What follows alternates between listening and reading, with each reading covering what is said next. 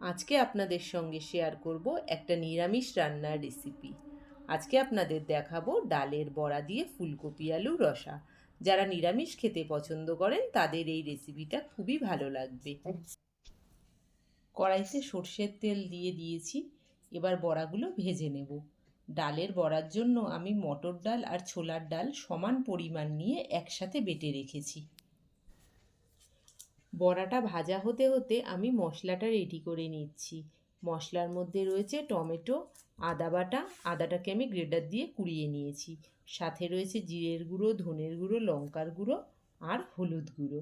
এগুলো অল্প জল দিয়ে আমি গুলে রাখবো। বড়াগুলোকে ভালো করে উল্টে পাল্টে ভেজে তুলে নেব। কড়াইতে আরও কিছুটা তেল দিয়ে গোটা জিরে আর তেজপাতা ফোড়ন দিয়ে টুকরো করে কেটে রাখা আলু আর ফুলকপিটা ছেড়ে দেব। আলু আর ফুলকপিটা লাল লাল করে ভেজে নেব। তারপর মশলা দিয়ে ভালো করে কষিয়ে নেব। আর এখনকার ফুলকপিগুলো এত ভালো হয় যে কোনো ভাপ দেওয়ার প্রয়োজন হয় না।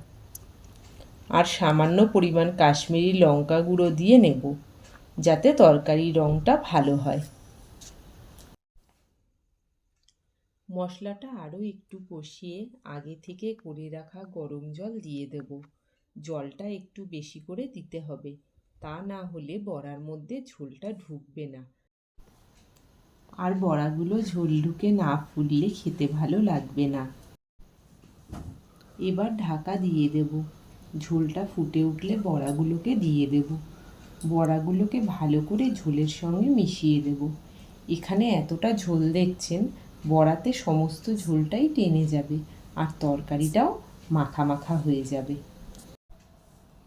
শেষে অল্প চিনি আর গরম মশলা গুঁড়ো দিয়ে একটু নাড়িয়ে নামিয়ে নেব।